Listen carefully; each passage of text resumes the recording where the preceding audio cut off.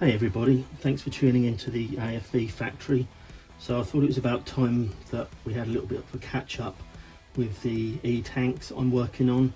So the last video I did was basically sort of going through the different ways that I add paint to tracks to try and get a realistic looking track before I start using weathering bits and pieces, pigments and oils, etc. So two very different looking tracks. The first set of these ones on this E-75, and they were very easy to do, as you can imagine. They were just completely sprayed with the Vallejo dark brown cam, so that it would match with the environment that the tank's going to go in. So that was obviously quite an easy approach, and then just sprayed with excuse me, with gloss varnish just to give them that wet greasy sort of look. And I'll do a little bit more once it's ready to go into the diorama, onto the base. I'll sort of do a bit more just to weather it in so it looks like it's supposed to be sat there. And the other work I've been doing obviously is, as you can see, paint. Got the octopus camo now is all done. Stencil numbers and markings are sprayed on, tools are all painted, and it's had a coat of satin varnish just to protect the paint ready for when I start weathering.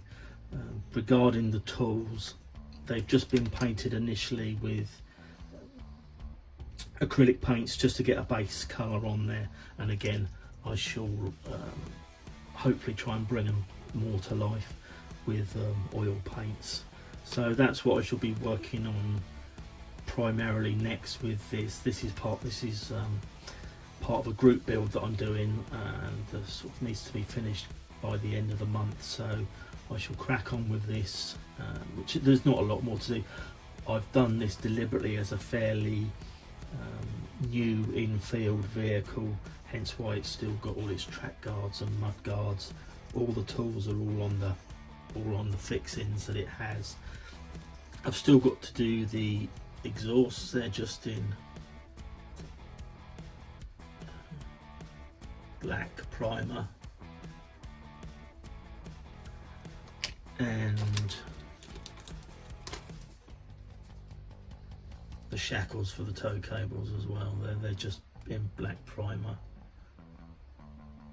and those will be done next as well. So yeah, I've sort of made a fair bit of a jump ahead with this, as I said, with the painting.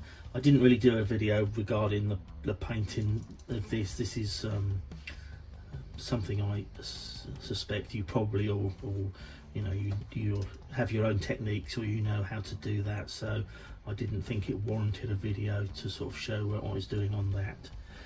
So the other vehicle obviously is the E-25. Now I forget what that looked like the last time I showed you it, to be honest, but again, I know the last video was primarily based around painting of the tracks.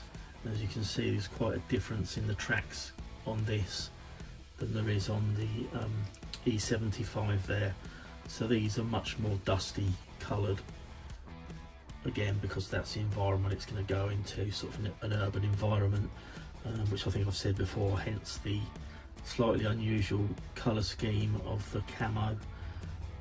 Painted the wheels in situ, just got a small amount of overspray on the tracks. Nothing that's going to be an issue, because obviously these are still going to be weathered with pigments, just to give that an extra dusty look. And yeah, so this is again then waiting for do some chipping and some scuff marks on the paint, just to give it a more lived in look to it. And then I can then go over this and seal that in with some satin varnish and paint some of the tools. There's not very many tools on here. It's just a jack, there's a spade there, some cutters there. So yeah, so then I should get that painted up, and again, hopefully it'll be quite interesting to see the two vehicles side to side, considering how very different they are. Although they're from the same era, this would have been 1946 most likely. These would have been trundling around had the war lasted that long, and as a good variation between how they look. And the other thing I've got to do again is the exhaust, wherever that is, that's there.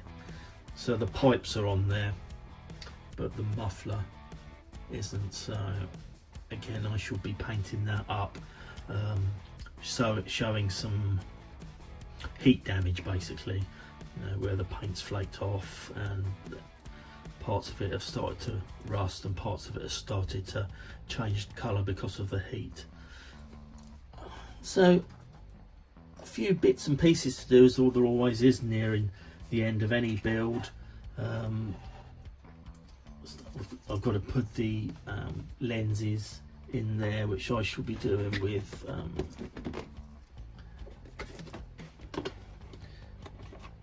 crystal, which I'm sure you're familiar with. If you're not, it's very much like a PVA glue, in as much as you can put a blob in, say in an aperture there, and it will dry, as it says, crystal clear, so it looks like glass. You can do lenses for lights and that sort of stuff. So yeah, there's a few sort of bits and pieces, but they're both nearing the finish line. They've had it's been a few months I've been working on both of them, but they've both been really good kits. I've thoroughly enjoyed them. And then I can start talking in the next video.